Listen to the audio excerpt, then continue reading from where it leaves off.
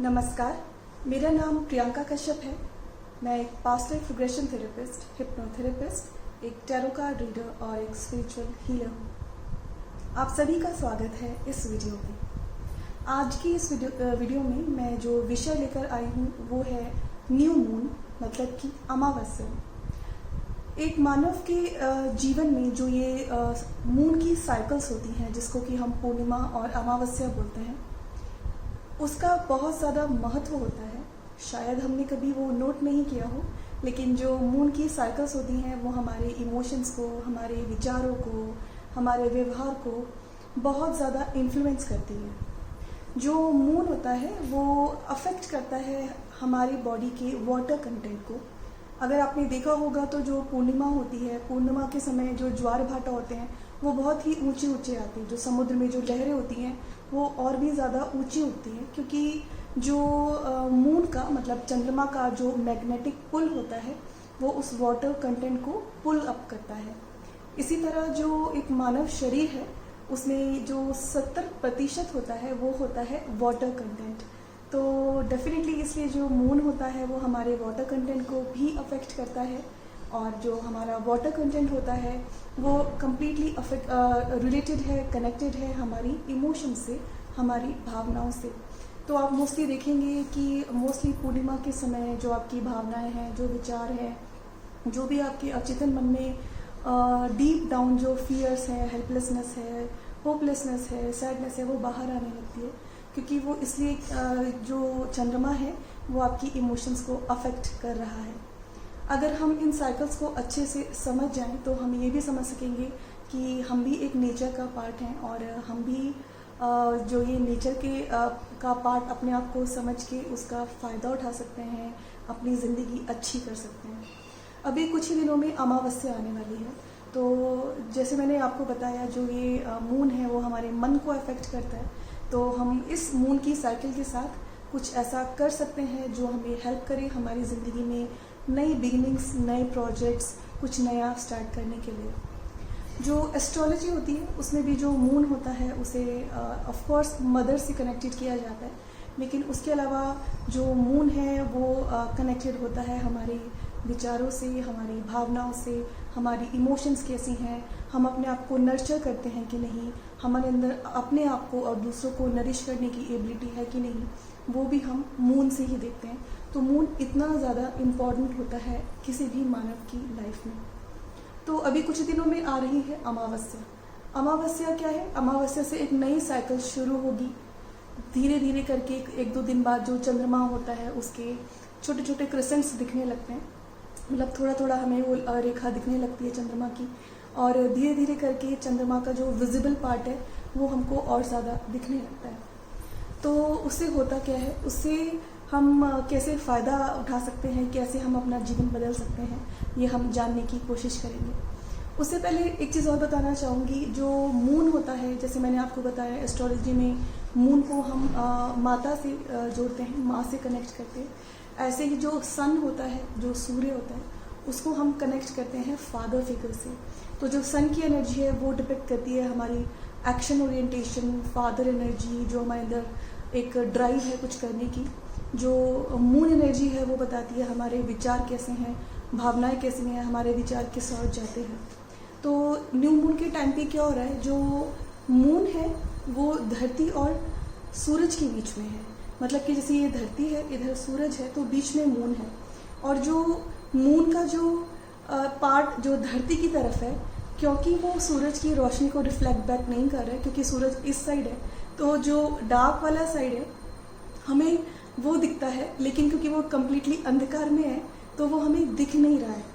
लेकिन धीरे धीरे करके जैसे साइकिल बदलती रहेगी, जो रोटेशन होती रहती है धरती की, और जो मून है वो भी मूव कर रहा है, तो अमावस्या की नेक्स्ट डे जो मून का विजिबल पार्ट होगा उसमें थोड़ा सा रोशनी आएगी सूरज की, क्योंकि जो मून है उसकी अपनी खुद की रोशनी नहीं है।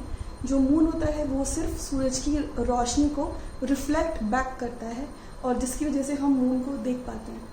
तो धीरे धीरे करके जैसे अमावस्या के बाद मून और जो अर्थ है वो शिफ्ट हो रहे हैं, तो मून धीरे धीरे करके ज़्यादा से ज़्यादा सन की लाइट रिफ्लेक्ट कर रहा है। तो इसका मीनिंग क्या हो सकता है अगर हम इसका सिंबॉलिक मीनिंग समझने की कोशिश करें। अमावस्या के दिन मून हमें विजिबल नहीं है, जबकि वो है, तो मतलब क्या होगा, आपके जो इमोशंस हैं वो जो इतनी ज़्यादा स्टर्ड अप नहीं है। आप इस वक्त जो कुछ प्लान करने की कोशिश करना चाहते हैं, आपको वो एक मौका मिलता है, क्योंकि आप पीसफुल स्टेट में प्लान कर सकते हैं कि आप अपनी ज़िंदगी के साथ क्या करना चाह रहे हैं। तो जो भी आपके डिज़ायर्स हैं, जो भी आप ज़िंदगी में अचीव करना चाहते हैं, आपको न्यू मून से या न्यू मून के बाद जो 8 आवर्स होते हैं, आपको न्यू मून के 8 घंटे के बाद अपनी वो प्लानिंग स्टार्ट करनी चाहिए। आप चाहें आप किसी पेपर पे लिख भी सकते हैं, अराउंड 5 और 6 जो भी आपके प्लान्स हैं या डिज़ायर्स हैं, या जो चीज़ आप करना चाह रहे हैं, it can be as small as अगर आप एक्सरसाइज करना स्टार्ट करना चाहते हैं, और it can be as big as कि आप कोई बिजनेस स्टार्ट करना चाहते हैं। जो भी आप स्टार्ट करना चाहते हैं, आप उसकी प्लानिंग करें, आप उसके बारे में लिख लें। जब आप न्यू मून से वो प्लानिंग करना स्टार्ट करेंगे तो क्या होगा, धीरे धीरे करके जो मून है वो सन की एनर्जी रिफ्लेक्ट बैक करेगा। मतलब कि आप देखेंगे न्यू मून के बाद जो मून है वो धीरे धीरे विजिबल होने लगता है, और जो उसका साइज है वो बढ़ने लगता है। मतलब कि जो मन है उसको, जो परमात्मा है उसकी एनर्जी मिलती रहेगी, वो विल पावर मिलती रहेगी, और जो आप करने का सोचते हैं उसके लिए आपको दृढ़ निश्चय ज़्यादा आएगा, आपके पास प्लान्स ज़्यादा होंगे, आपके पास वो करने के लिए डिसिप्लिन ज़्यादा होगा। इसलिए जब भी आपको कुछ ना कुछ नया स्टार्ट करना होता है, कुछ नया प्रोजेक्ट स्टार्ट करना होता है, ज़िंदगी में कुछ नए चेंजेस लेकर आने होते हैं, तो वो आपको न्यू मून से स्टार्ट करने चाहिए। क्योंकि क्या होगा, धीरे धीरे करके आपको जो सन की जो एनर्जी है, मतलब कि जिसको हमने परमात्मा माना या ईश्वर माना या एक्शन ओरिएंटेशन माना, मतलब कि हम एक्शन करना चाहते हैं, वो करने की जो विल पावर होती है आपको, वो आपको ज़्यादा मिलती है। तो आप अगर आप फुल मून के बारे में जानना चाहते हैं तो मैंने पहले वीडियो डाला हुआ है। फुल मून पे आपको वो करना चाहिए जो भी आप कुछ छोड़ना चाहते हैं अपनी ज़िंदगी में, लेकिन न्यू मून के दिन आपको वो करना चाहिए जो आपको न्यू बिगिनिंग्स करनी है। इसके अलावा अगर कोई ऐसी आपकी हैबिट है जो आप इंक्लूड करना चाहते हो अपनी ज़िंदगी में, कुछ भी ऐसा नया करना चाहते हो, कुछ भी ऐसा है जो आप बढ़ाना चाहते हो, कि मतलब जो आपकी ज़िंदगी में ज़्यादा हो।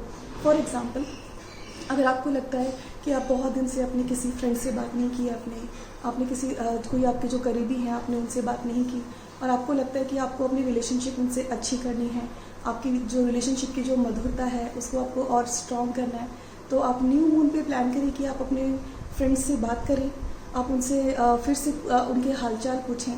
तो जब भी आप कोई ऐसी न्यू बिगनिंग करते हैं, उस बिगनिंग को आगे तक बढ़ाने के लिए आपको जो सन है, आपको जो परमात्मा है, उसकी एनर्जी, उसकी विल पावर मिलती रहती है।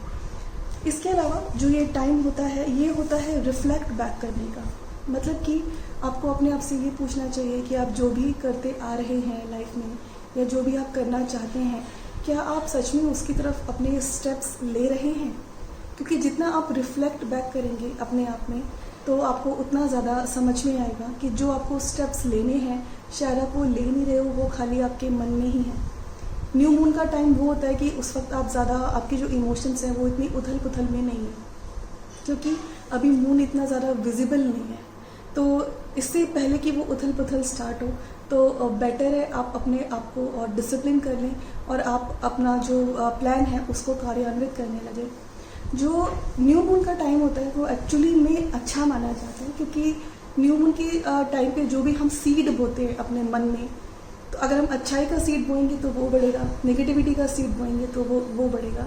और इसको हम बोलते हैं शुक्ल पक्ष। तो जो कुछ भी आप शुक्ल पक्ष में स्टार्ट करते हैं वो हमेशा अच्छा इसलिए माना जाता है क्योंकि जो हमारा मन है उसमें और प्योरिटी आती रहती है, उसमें और शुद्धता आती रहती है, उसमें विल पावर आती रहती है, उसके अंदर जो एक्शन करने की जो एक विल पावर है वो आती रहती है।